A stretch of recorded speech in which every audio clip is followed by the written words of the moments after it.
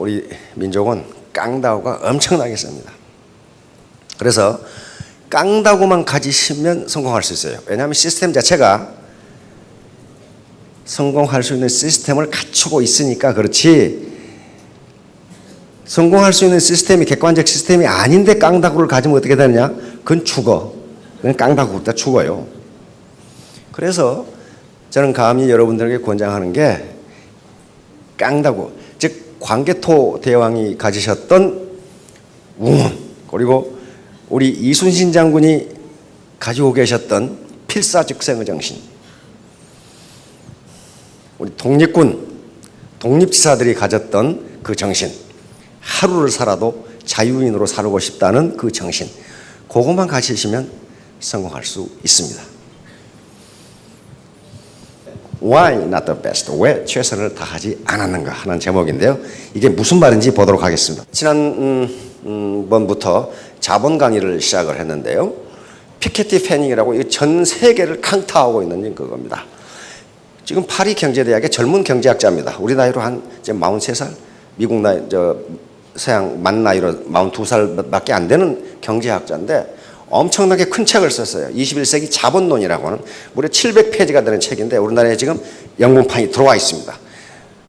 우리 출판사에서 지금 라이선스 계약을 하고 번역을 시작했는데 올 가을에 우리나라에서 책이 나온답니다. 몇 권이나 팔릴지 모르겠지만 많이 팔릴 것으로 예상이 돼요. 워낙 커. 영어판도 700페이지가 넘어요.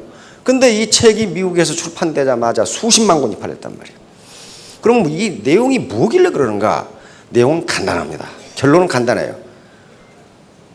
자본이 돈을 버는 속도가 노동이 돈을 버는 속도보다 빠르기 때문에 자본을 가진 자는 점점 부자가 되고 노동만 있는 놈은 평생 가난뱅이로 산다.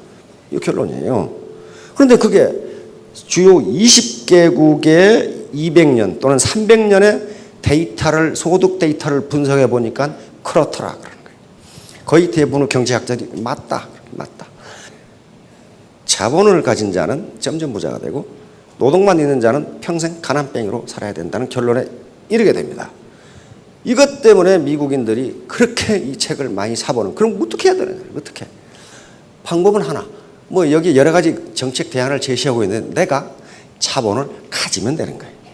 그렇잖아요. 자본을 가지고. 근데 자본이 뭐냐 하는 게 문제예요. 이때 이야기하는 자본은 소위 눈에 보이는 자본, 경제자본 또는 눈에 보이지 않는 무형자본이라는 게 있는데 그걸 통틀어서 경제자본이라고 합니다. 예를 들면 우리 아버지가 삼국지를 써놓고 판권을 가지고 계시는데 돌아가셨다. 그 판권을 나에게 상속하셨다. 그럼 평생 일 안 하셔도 돼요. 로얄티가 들어오잖아요. 전번에 우리나라에 많이 팔리는 삼국지를 쓴 이모 씨가 제가 10년 전에 TV에서 기자가 그 삼국지 번역하셔가지고 쓰셔가지고 지금까지 얼마나 보셨어요? 그러니까 100억 그러더라고. 그러면 그 뒤로 더 벌었어. 그러니까 그걸 여러분들이 물려받았다고 생각하면 가만히 있어도 1년에 한 5억 이렇게 들어온다. 지금 또 어떤 상표권이라든가 기술개발 특허권을 가지고 있다면 그런 것들을 전부 다 자본이라고 그래. 그걸 가지고 있으면 소득이 들어와요. 당연하잖아요. 소득이 들어와요. 그런데 그런 것이 없는 분들은 어떡할 거냐는 거예요. 그 경제자본이 없는 분들은 다른 자본을 축적할 수밖에 없다는 거예요. 그래서 애터미에서의 강의 과정은 전부 자본 축적 과정이에요. 미국 사람들이 그려놓은 그림입니다.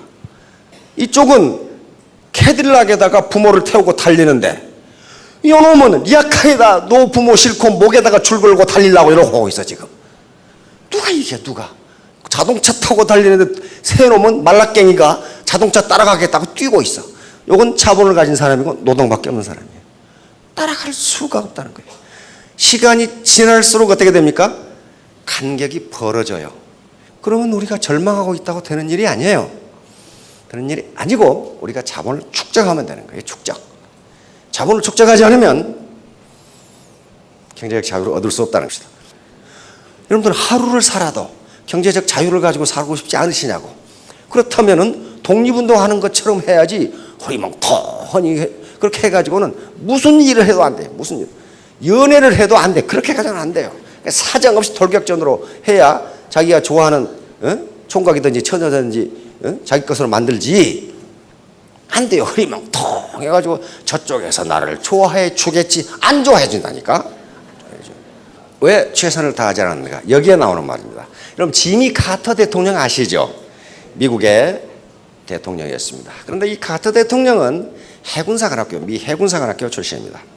그런데 이 당시에 리코버 제독이라는 분이 미국의 핵 잠수함 전단을 만들고 있었어요. 지금 초기예요, 초기. 리코버 제독도 역시 해군사관학교를 나왔는데 역시 콜롬비아 대학에 가서 전자공학을 전공한 학자입니다. 그래서 이분이 미국의 핵 잠수함을 지금 만들고 있었다고. 그래서 지미 카터는 꿈이 뭐냐 하면은 내가 해군 핵 잠수함의 함장, 핵 잠수함의 제독이 돼서 전 세계에 미국의 힘을 과시하는 게 자기 꿈이었어요. 그래서 요 카터가 중2 때 이 리코버 장군에게 가서 면접을 합니다. 내가 핵 잠수함에 근무하는 장교가 되겠습니다. 그런데 이 리코버 제독은 까다롭기가 그지없는 양반이에요. 면접을 그렇게 깐깐하게, 요놈이 과연 자격이 있는 놈인지. 그러니까 카터 중위에게 계속 물어요. 해군 전략, 네가 가지고 있는 생각, 이걸 계속 물으니까 계속 답변을 했지. 그러다가 느닷없이 자네 그 사관생도 생활은 좋았나? 이렇게 이제 딱 분위기가 풀어진 거예요. 그러니까 둘 다 사관생도 출신이니까, 해군사관학교 출신이니까 화기애애하게 이야기를 하다가, 근데 자네 몇 등으로 졸업했나? 이렇게 물어봤어요. 그런데 카터는 공부를 매우 잘했습니다. 매우 잘해서 미국의 사관학교는 육해공군 사관학교 전부 입학 정원이 1000명입니다. 그러니까 4학년까지 하면 4000명, 굉장히 커요. 그런데 카터는 이 당시에 820명이 졸업했는데 59등을 했으니까 공부를 굉장히 잘했어요. 어려서부터 공부를 잘했답니다. 머리가 영특해서. 그래서 아주 당당하게 대답했어요. 저 59등 했습니다. 그래, 리코버 제독이 그게 자네가 최선을 다한 건가?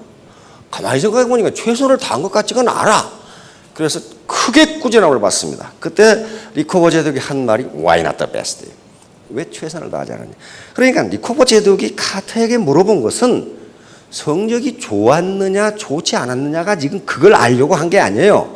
그것이 네가 최선을 다한 결과이냐, 요걸 지금 알고 싶은 거예요. 무슨 일을 하든지 최선을 다해야지 대충 얼렁뚱땅 해가지고는 안 된다는 개념입니다. 그래서 이 Why not the best는 카터 대통령의 좌우명이 됩니다. 이때 바로 많은 사람들은 이거 혼났네, 큰일 날 뻔했네, 그렇게 느낄 텐데, 카터는 내가 앞으로는 무슨 일을 하든지 최선을 다해야 돼, 이렇게 생각한 거예요. 그러니까 똑같은 말인데 받아들인 사람에 따라서 다르다는 거예요. 카터는 그렇게 받아들였어요. 카터는 해군에 들어가서 핵잠수함의 함장이 되려고 했는데, 카터가 장남인데 아버지가 갑자기 돌아가셔 버렸어요. 미국도 장남이 가업을 이어받습니다. 아버지가 조지아주에서 땅콩 농장을 하고 있었어요. 그래서 갑자기 해군대위가 땅콩 농장으로 간 거예요. 전역을 하고 꿈을 버리고 아버지 가업을 지어야 되거든. 가보니까 아주 빚투성이야, 빚투성이. 빚을 다 갖고 나니까 어떻게 됐느냐, 알거지가 됐어, 알거지가. 그러나 카터의 좌우명이 있어요. 뭡니까? Why not the best? 땅콩 농부로서 최선을 다. 그래서 부자가 돼요. 땅콩 농부로 부자가 돼서 그 지역에 유지가 돼버려. 유지가 되는데, 그 당시 조지아주가 재정 적자로 허덕이고 있었어요. 그래서 저걸 재정 적자를 줄일 수 있을 텐데 왜 저 모양인가? 그래서 땅콩 농부로 돈을 벌고 상원의원에 출마를 해서 당선을 합니다. 그래서 드디어 정계에 발을 디뎌요. 그 다음에 4년 후에 상원의원 끝나고 내가 이것만 해가지고는 조지아주의 재정 적자를 못 잡겠다. 내 주지사를 해야 되겠다. 주지사를 출마했는데 보기 좋게 낙방해버렸어. 낙선했어. 낙선하는데 거기서 실망하지 않고 내가 왜 낙선했는가? 무엇 때문에? 내가 어떤 부분에서 최선을 다하지 않았는가 이렇게 반성을 하고 그 다음번 선거에서 주지사가 돼버립니다. 그러니까 땅콩 농부가 주지사가 돼버린 거예요. 4년 동안에 조지아 주의 재정을 완전히 적자에서 흑자로 만들어놔버려요. 카터는 여기가 내 한계다. 이제 나는 이 정도 했으면 됐다 하고 워싱턴에 가서 워싱턴 정가에 가서 자기 대통령을 하겠다는 사람들을 모두 만나봤어요. 그랬더니 자기보다 별 나은 것도 없어. 나은 것도 없어.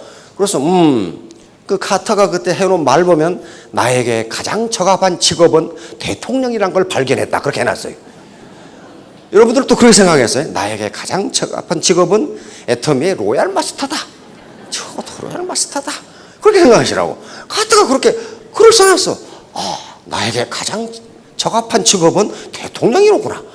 그래서 워싱턴에서 대통령에 출마하겠다고 선언을 합니다. 미국은 예비선거가 있죠. 당에서 선거를 해 다시. 그래서 대통령 후보를 뽑는 선거가 있죠. 그런데 이때 대통령 선거에 출마하겠다고 하자 미국인들을 즐겁게 해줍니다. 왜냐하면 좋은 코미디감으로 카터가 등장했어요. 조지아 땅콩 농부가 대통령이 되겠단다. 저도 그 코미디를 봤어. 재미가 없는 시대에 참 재미있게 해주는 놈이 나타났다. 그렇게. 대통령 기자회견도 아주 인상적이야. 나는 내 아내를 사랑하고 내 자식들을 사랑한다. 그리고 미국을 사랑한다. 그래서 내가 대통령을 하려고 한다. 그게 끝. 그러면 됐지. 아내를 사랑하고 자식을 사랑하고 미국을 사랑하면 됐잖아요. 거기다 술과 여자를 사랑하면 문제가 되거든 그게. 자, 그런데 카터는 어떻게 생각했느냐? 신문에서 전부 언론이 카터가 누구야 이렇게 나온 거예요. 몰라. 조지아 촌 사람이 대통령을 하겠다고 그러니까. 워싱턴에 기라성 같은 인물이 많은데 지가 하겠다 이게. 카터는 어떻게 생각했냐? 예비선거할 때 미국은 맨 먼저 선거하는 지역이 있고 이렇게 순서대로 해나가요. 법에 따라서. 그런데 맨 먼저 선거하는 지역이 인구가 작아. 거기에 최선을 다해서 그냥 집중적으로 선거운동을 해버린 거예요. 그런데 거기서 1등을 해버렸어. 그러니까 언론이 깜짝 놀란 거예요. 그러니까 수가 적으니까 선거운동하기 좋잖아요. 언론이 깜짝 놀라가지고 카터가 누구야 이거. 그러니까 어때요? 그 뒤부터는 언론이 카터에 대해서 보도를 그냥 사정없이 해제끼니까 승승장구해가지고 대통령까지 돼버려요. 그러니까 단순해요. 리코버 제독이 Why not the best? 왜 네 최선을 다하지 않느냐. 그걸 계속 생각. 자, 그렇게 해서 미국의 대통령까지 됩니다. 그런데 재선에 떨어져 버려요. 레이건하고 해가지고 이 당시 재수가 매우 안 좋았어요. 여러 가지 이 문제가 나오니까. 소련이 아프가니스탄을 침공해가지고 난리를 치고 있는데 카터는 도덕 외교라고 외치고 있고 그러니까 미국인들이 자존심이 상해서 소련이 그러고 있을 때 너는 뭐하냐 이거예요. 결국 강경 노선을 걷는 강한 미국을 지향하는 공화당의 레이건에게 떨어집니다. 그런데 카터의 인생은 거기서 끝나지 않았어요. 카터가 그렇게 대통령직을 물러나니까 미국 역사상 최악의 대통령이 막 이렇게 되는 거예요. 카터의 철학을 몰랐어요. 카터는 그런 게 아니었거든. 카터의 철학을 몰라서 시대가 따라주지 않았어요. 그러나 카터는 대통령에 물러나고 드디어 카터의 이 가치가 나타나기 시작합니다. 우리의 VIP처럼 골프채 들고 테니스 라켓 들고 돌아다니는 것이 아니고 망치를 들고 돌아다녔단 말이에요. 헤비타트, 국제 헤비타트 운동. 세계적으로 집 없는 사람에게 집을 지어주자. 직접 부인하고 같이 옆부인 전 세계를 돌아다니면서 가난한 사람들을 위해서 헤비타트 집을 지었단 말이에요. 우리나라에서 집 많이 지었어요. 카터 대통령 우리나라에서 108채인가 지었어. 그거 다 기증하고 갔어요. 이 운동 그리고 세계 평화운동 그리고 질병 퇴치운동 가난 퇴치운동을 전 세계에 앞장을 서가지고 이 노 부부가 해제끼는 거예요. 그래서 스웨덴에서는 노벨상을 줍니다. 대통령을 잘했다고 노벨상을 준 게 아니에요. 전 세계 가난한 사람을 위해서 집을 짓고 질병을 퇴치하고 이 문명을 퇴치하고 이 운동을 계속해 온 거예요. 계속해 온 거예요. 그래서 2002년에 노벨상을 받게 됩니다. 이때 나이가 80세였어요. 80세. 그때 우리나라에 망치 들고 오셨다니까, 이분이. 이때 와서 기자가 물었어. 앞으로도 뭐 나이가 많으신데 뭐 하실 겁니까? 그러니까 나는 겨우 80살이다. 여기 혹시 겨우 80살 되신 분? 겨우 80살이다. 그러니까 앞으로도 할 일이 많다. 그렇게 생각했어요. 여기 7학년도 계시겠지만 나는 겨우 7학년이다. 그렇게 생각하시라고요. 7학년이다. 지금 90세가 넘었어요. 90세 넘었는데 지금도 망치 들고 다녀.